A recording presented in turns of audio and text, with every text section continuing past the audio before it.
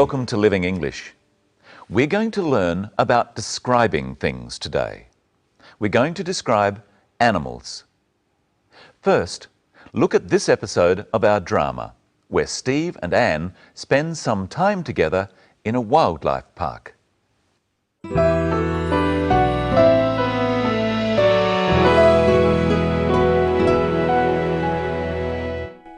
Come on. Look at this big grey one. He's massive. He has very, very strong arms and legs. And a big strong tail. Yeah, and ears. Very big ears. Its fur looks very soft. It feels soft on my hand. It's got beautiful big brown eyes.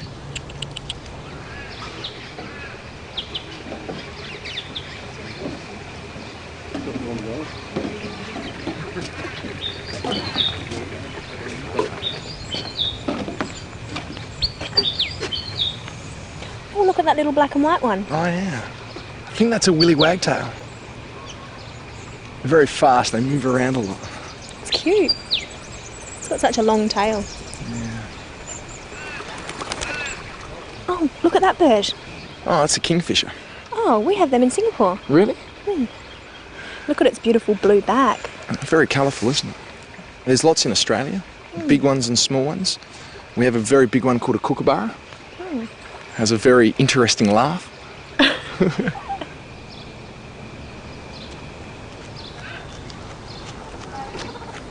So soft and cuddly. Yeah, like me. They've actually also got really sharp claws. See? Oh, he's so cute. Can I take him home? I don't think they'd be very happy about that.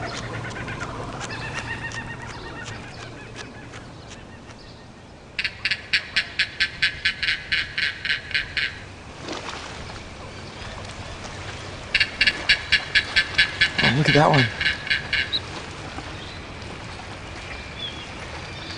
What's the matter?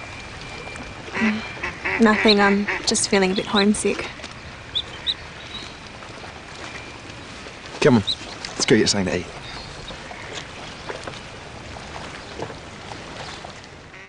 There were plenty of animals there to describe. To start today, let's listen to the way Anne describes a kangaroo. Come on.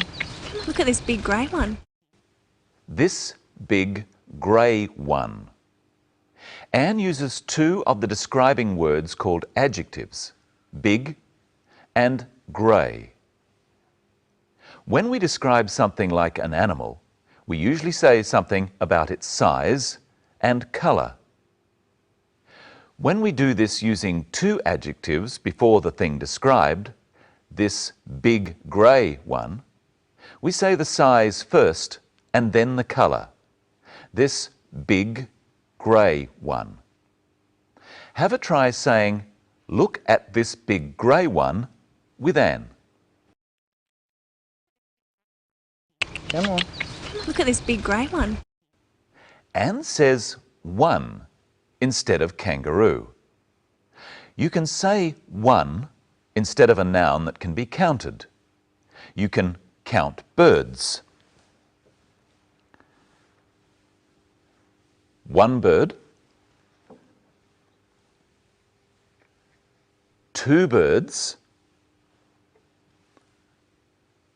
three birds.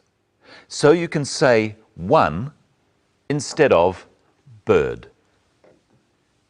Some nouns can't be counted, such as milk.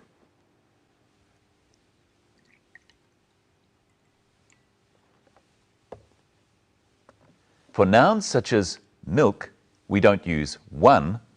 We use the words some or any. For instance, if I said, "Do we have milk?" you could answer, "Yes, we have some," or "No, we don't have any." If I asked you about something you could count, "Do you have a car?" you can answer, "I have one," or "I don't have one." Now it's your turn. Do you have a fridge to keep your food cold? Yes, I have one. Or, no, I don't have one. Do you have fruit juice in the fridge? Yes, I have some. Or, no, I don't have any. Do you have a bicycle? Yes, I have one. Or, no, I don't have one. Can you remember what one Anne is talking about here? Oh, look at that little black and white one. That little black and white one. She's referring to a bird called a willy wagtail. Now listen as Steve talks about the sorts of birds called kingfishers. There's lots in Australia, big ones and small ones. Big ones and small ones. You can use ones to refer to plural nouns that can be counted, such as birds like kingfishers. Steve is saying that there are big kingfishers and small kingfishers in Australia. Now listen to the order of the words Anne uses to describe the kingfisher she and Steve are looking at. Look at its beautiful blue back. Its beautiful blue back. First, Anne uses the adjective that describes a quality, beauty, and then the colour. Its beautiful blue back. This ring is gold, and I think it's beautiful. Now, you describe the ring using the adjectives gold and beautiful before the noun ring. It's a beautiful gold ring. Now listen to Anne use 3 adjectives in a row to describe a kangaroo's eyes. It's got beautiful big brown eyes. It's got beautiful, big, brown eyes. Beautiful and big are both adjectives that describe qualities. You say them before the colour brown. But you can also say it's got big, beautiful brown eyes. Usually we would say beautiful, big brown eyes. Try saying it with Anne. It's got beautiful big brown eyes. Listen again to Anne describe the willy wagtail. Oh, look at that little black and white one. That little black and white one. Anne describes the size first and then the colours. Notice that she says black and white. Listen once more. Oh, look at that little black and white one. It's time to say hello to Michelle Croden with the beautiful big blue eyes. Hello. Hello, Brenton. Hello, everyone. What have you brought in today? Some animals, of course. Real ones? No, toy ones. Now, I'd like you to describe each animal, starting with this one. It's a cat. A small, striped toy cat. Now it's your turn. What size is the cat? It's small. What pattern is it? It's striped. What sort of cat is it? It's a toy. So it's a small striped toy cat.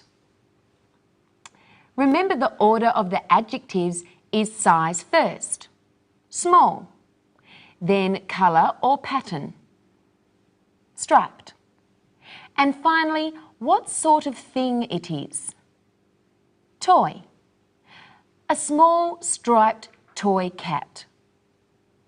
Now see if you can describe this one in the same way. It's a big black and white toy panda. Size first, big. Then colour, This time, 2 colours, black and white. And finally, the sort of thing it is. Toy. A big black and white toy panda. You could have said large instead of big. Yes, but you wouldn't say that he's very, very big like this. He's massive. He's not massive. A real panda is massive. Yes, he's big, but he's not that big. He's not very big. We've looked at using words such as very before adjectives on a previous episode. Listen to Steve using very here to describe a sort of kingfisher called a kookaburra. We have a very big one called a kookaburra. Has a very interesting laugh. We use very to mean more than.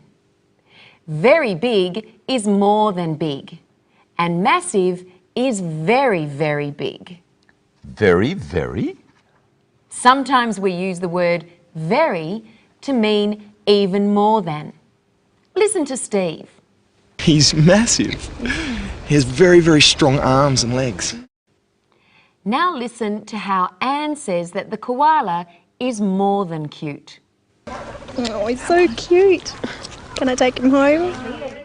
He's so cute. He's soft and cuddly too. How soft and cuddly. So soft and cuddly. He's so soft and cuddly. A bit like the panda. That's the same as saying he's very soft and cuddly.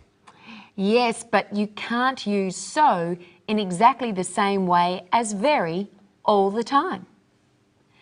For instance, I can say that you have very beautiful eyes, Yes, you can. but I can't say you have so beautiful eyes. I have to say your eyes are so beautiful. Explain? When the adjective beautiful is used before the thing it's describing, eyes, you can't use so. You can only use so when the adjective beautiful comes after the thing it describes. Eyes. Your eyes are so beautiful. Well, people have said that before. I'm sure they have. Now there is a word with the same meaning as so that you can use when the adjective comes before the noun in the sentence, you have beautiful eyes. I know. You have such beautiful eyes. I know. Listen to Anne use such to describe the willy wagtail's long tail. It's got such a long tail. She said such a long tail. She says because there is only one tail. And we can also say it's such a nice day. Yes, but with plural nouns such as eyes, we drop the a. You have such beautiful eyes. Weather is something we can't count, and so we say, this is such lovely weather. Well, I've had such a good time doing this today, I don't want to stop. But it's time for us to say goodbye.